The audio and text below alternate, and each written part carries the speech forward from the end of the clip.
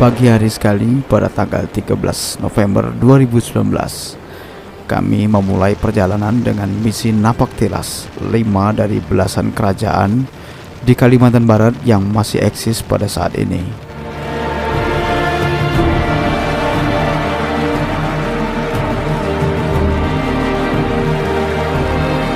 Titik awal perjalanan, kami mulai dari kota Teluk Melano, Kecamatan Simpang Hilir, Kabupaten Kayong Utara, Kalimantan Barat. Tujuan pertama kali adalah Kerajaan Tayan yang ada di Kabupaten Sanggau. Untuk menuju Kerajaan Tayan, jarak yang kami tempuh adalah 360 km dengan menyusuri jalan provinsi dan keluar masuk perkebunan serta kampung-kampung di daerah pedalaman Kalimantan Barat.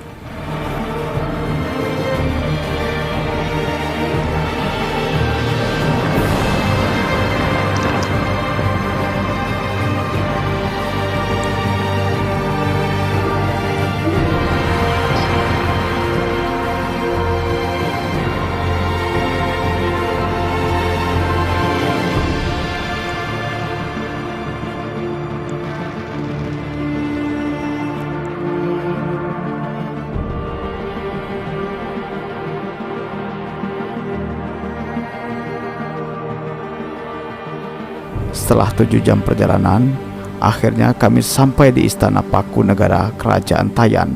Di sini, kami meminta izin kepada juru kunci untuk melihat ke dalam keraton serta mendengarkan langsung kisah tentang Kerajaan Tayan.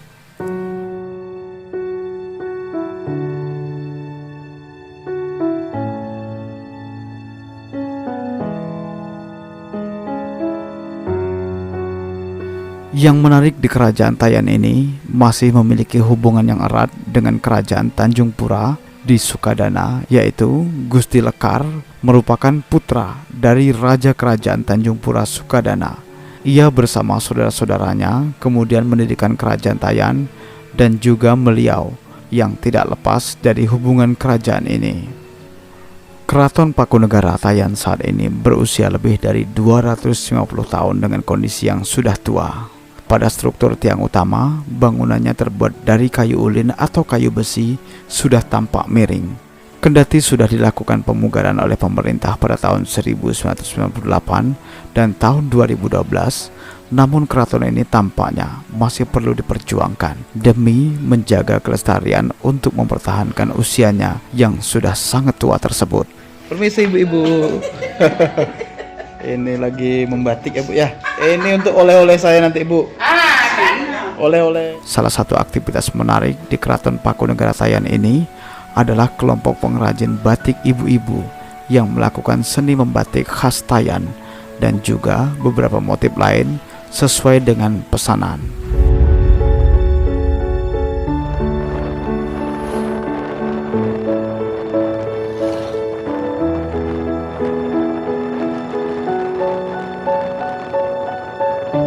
Perjalanan berikutnya kemudian kami lanjutkan ke Landak dengan menempuh perjalanan 150 km dari Istana Pakunegara Tayan.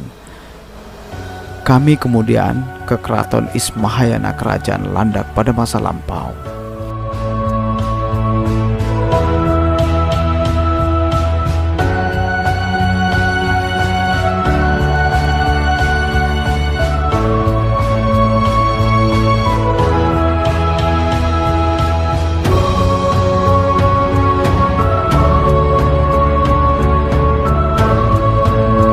Setelah hampir 4 jam perjalanan, kami sampai di Keraton Ismahayana.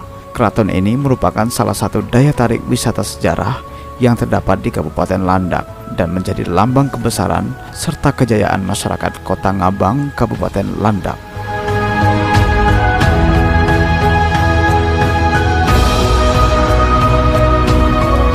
Keraton Ismahayana Landak ini didirikan oleh Pangeran Sancanata Kesuma Muda pada tahun 1768.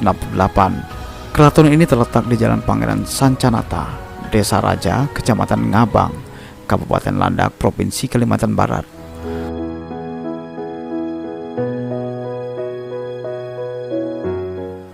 Setelah menggali informasi dan menikmati serta melihat suasana dan isi keraton, kami kembali melanjutkan perjalanan menuju titik berikutnya, yakni keraton kerajaan Sambas dengan jarak tempuh yang masih lumayan jauh.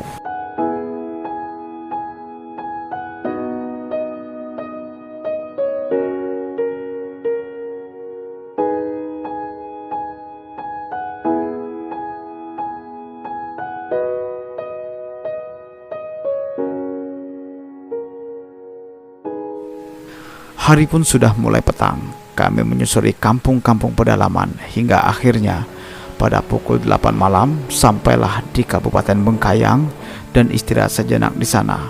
Kemudian kami kembali menerobos dingin serta gelapnya malam menuju ke Sambas yang berjarak 100 km lebih dari Kabupaten Bengkayang.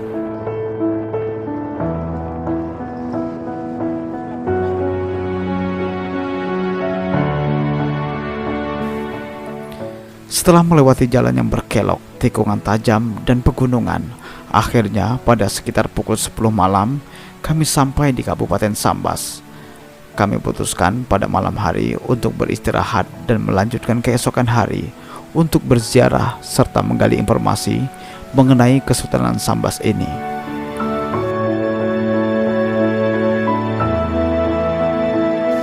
Pada subuh hari sekali kami bangun, kemudian kami berziarah terlebih dahulu di komplek makam Raja-Raja Kesultanan Sambas dan dilanjutkan dengan mengunjungi masjid serta keraton Kesultanan Sambas.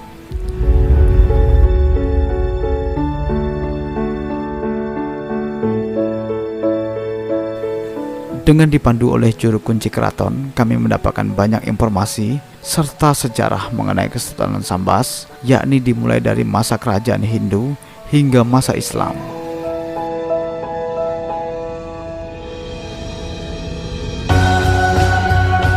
Ternyata Kesultanan Sambas ini juga masih memiliki hubungan yang erat dengan kerajaan Tanjung Pura, yakni Sultan Tengah sebagai cikal bakal pendiri Kesultanan Sambas menikah dengan Putri Surya Kesuma atau Ratu Soraya, yakni seorang putri dari Raja Tanjung Pura di masa Panembahan Sorgi atau Giri Kesuma.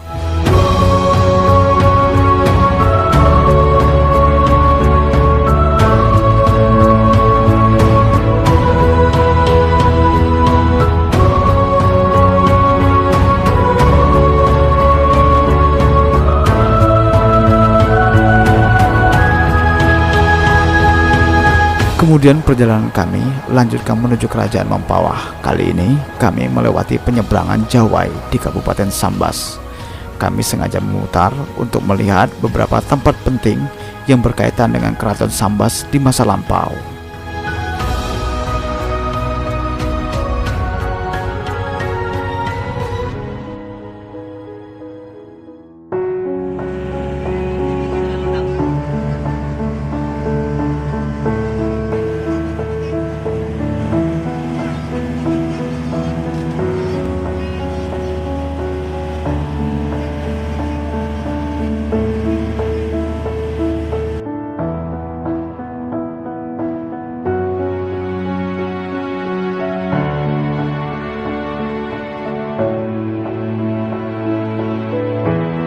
Setelah menyeberang, kami meluncur melewati Pemangkat dan tiba di Singkawang pada malam hari.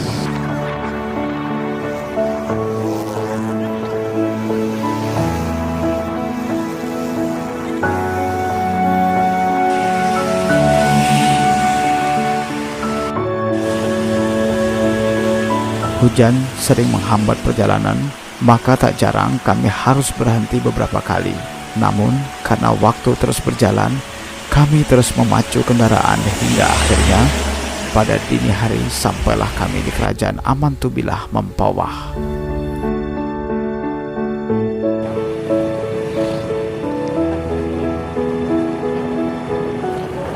Karena waktu sudah malam, kami sangat terbatas untuk mendapatkan informasi. Namun beruntungnya, di Pontianak kami sudah berjanji dengan salah seorang sejarawan Kalbar.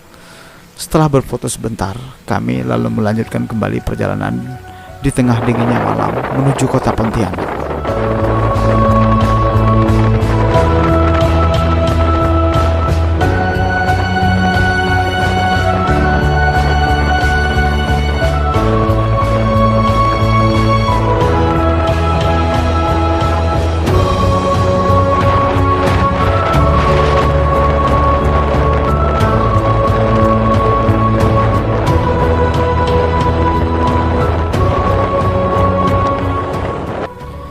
Keesokan harinya, kami langsung menuju Istana Qadariyah Pontianak. Di sana kami disambut oleh juru kunci istana. Kemudian kami ditemani untuk melihat isi istana. Kesultanan Pontianak didirikan oleh Sultan Syarif Abdurrahman, yakni putra dari pasangan Habib Husin dengan Utin Kabanan atau Nyai Tua. Ibunda Sultan Abdurrahman yang bernama Nyai Tua atau Utin Kabanan ini adalah putri Raja Matan, yakni Sultan Muhammad Zainuddin.